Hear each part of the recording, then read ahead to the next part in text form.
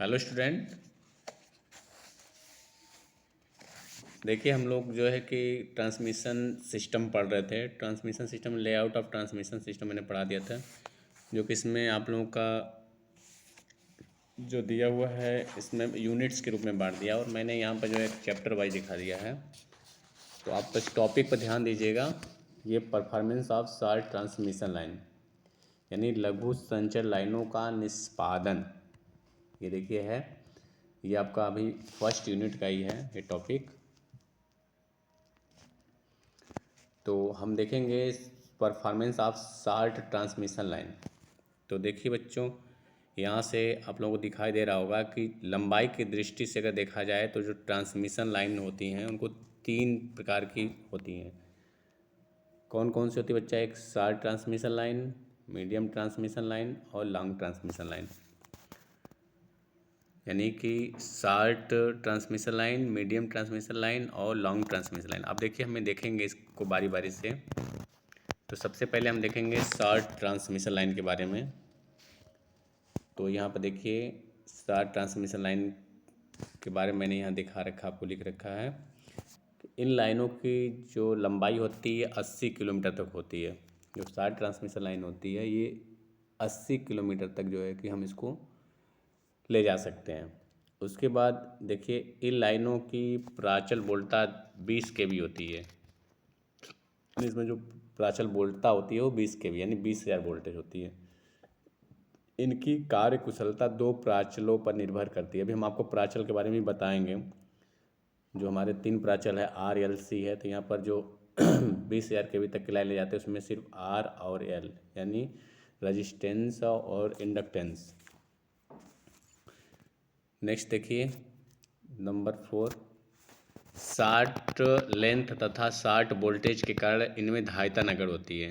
जो हमने बताया 3 पैरामीटर्स होते हैं यहाँ पे, LRC होता है, तो इसमें C पैरामीटर शामिल नहीं होता है, क्योंकि जो है कि वोल्टेज भी कम है और इसका लेंथ भी कम है। नेक्स्ट देखिए इन लाइनों की सर्ज प्रतिबाधा लोडिंग जो होती है 100 MVA तक होती है। इसके बाद देखिए नेक्स्ट, शॉर्ट ट्रांसमिशन लाइन में चालकता G को भी नगण्य माना जाता है। इसकी कंडक्टिविटी को भी हम नगण्य मान लेते हैं। नेक्स्ट देखिए शॉर्ट ट्रांसमिशन लाइन की जो भार कोण होता है 10 डिग्री होती है। अब इसके बाद हम देखेंगे, देखिए तो शॉर्ट ट्रांसमिशन लाइन हो गई, आप इसे नोट्स भी कर लीजिएगा इसको। ये देखिए लंबाई की दृष्टि से मैंने लिखा है 3 प्रकार की होती है, शॉर्ट ट्रांसमिशन लाइन, मीडियम और लॉन्ग ट्रांसमिशन लाइन। अब तो सबसे पहले हमने शॉर्ट ट्रांसमिशन लाइन के बारे में देखा। अब हम देखेंगे मीडियम ट्रांसमिशन लाइन के बारे में। देखिए मीडियम ट्रांसमिशन लाइन, तो मीडियम ट्रांसमिशन लाइन की जो लंबाई होती है 80 किलोमीटर से 160 किलोमीटर तक होती है। नेक्स्ट देखिए मीडियम ट्रांसमिशन लाइन की वोल्टता 20 kV से 100 kV तक होती है। मीडियम ट्रांसमिशन लाइन में तीनों पैरामीटर्स शामिल होते हैं। हमने बताया 3 पैरामीटर्स होते हैं RLC। R आपका रेजिस्टेंस होता है, L इंडक्टेंस होता है, C कैपेसिटेंस होता है। ये तीनों जो है कि RLC इसमें मीडियम ट्रांसमिशन लाइन में पैरामीटर्स होते हैं। नेक्स्ट मीडियम ट्रांसमिशन लाइन का जो भार कोण होता है वो 20 डिग्री होता है। और मीडियम ट्रांसमिशन लाइन की प्रतिबाधा लोडिंग जो होता है 100 MVA से 300 MVA तक होती है। तो देखिए इसे आप लोग नोट कर लीजिएगा। जहाँ अगर आपको प्रॉब्लम तो हमें कमेंट्स करके बताइए। आपको इसमें जो चीज़ ना समझ में आए उसका सलूशन हम आपको बताएंगे। अब देखिए अब हम देखेंगे लॉन्ग ट्रांसमिशन लाइन के बारे में। तो अभी आपने देखा medium transmission line, short transmission line, medium transmission line. अब हम देखेंगे लॉन्ग ट्रांसमिशन लाइन। देखिए लॉन्ग जो ट्रांसमिशन लाइन होती है इसकी लंबाई 160 किलोमीटर से अधिक होती है। लॉन्ग ट्रांसमिशन लाइन की वोल्टता 100 kVA से अधिक होती है। लॉन्ग ट्रांसमिशन लाइन की परिकलन में RLC तीनों की गणना की जाती है। जो पैरामीटर्स होते हैं तीनों की गणना की जाती है। इसके बाद देखिए लॉन्ग ट्रांसमिशन लाइन के पैरामीटर्स को वितरित माना जाता है। देखिए नेक्स्ट, लॉन्ग ट्रांसमिशन लाइन को समांतर लंबी दूरी हेतु प्रयोग करते हैं। नेक्स्ट देखिए लॉन्ग ट्रांसमिशन लाइन में पैरामीटर संपूर्ण लाइन में समरूप से वितरित होता है। जो पैरामीटर्स होते हैं आपके RLC वो जो है कि संपूर्ण लाइन में समान रूप से वितरित होते हैं।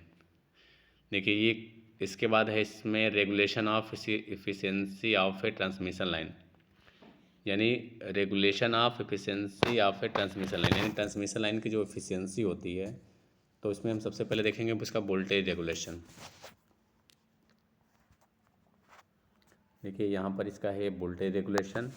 यह सेंडिंग एंड पावर से रिसीविंग एंड पावर तक की वोल्टता में परिवर्तन तथा रिसीविंग एंड पावर के अनुपात होता है। इसे आर से प्रतिशत में व्यक्त करते हैं, अर्थात प्रतिशत वोल्टेज रेगुलेशन आर टी बराबर देखिए क्या वी एस जो है आपका सेंडिंग वोल्टेज है, वी आर रिसीविंग वोल्टेज बट्टे वी आर यानी रिसीविंग वोल्टेज। यहीं देखिए इसमें लिखा हुआ है कि सेंडिंग एंड पावर से रिसीविंग एंड पावर तक की वोल्ट, तो सेंडिंग एंड पावर से रिसीविंग एंड पावर की वोल्ट का परिवर्तन यानी V S minus V R बटे रिसीविंग एंड पावर यानी वी आर इंटू 100।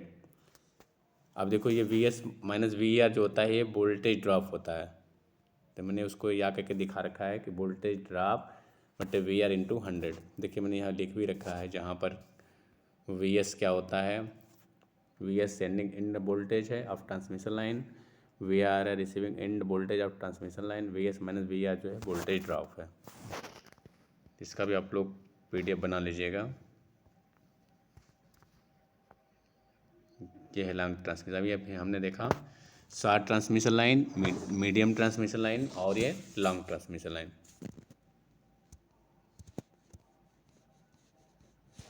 आज के लिए इतना ही। हम नेक्स्ट लेक्चर में आपको लेकर आएंगे। तब तक के लिए धन्यवाद।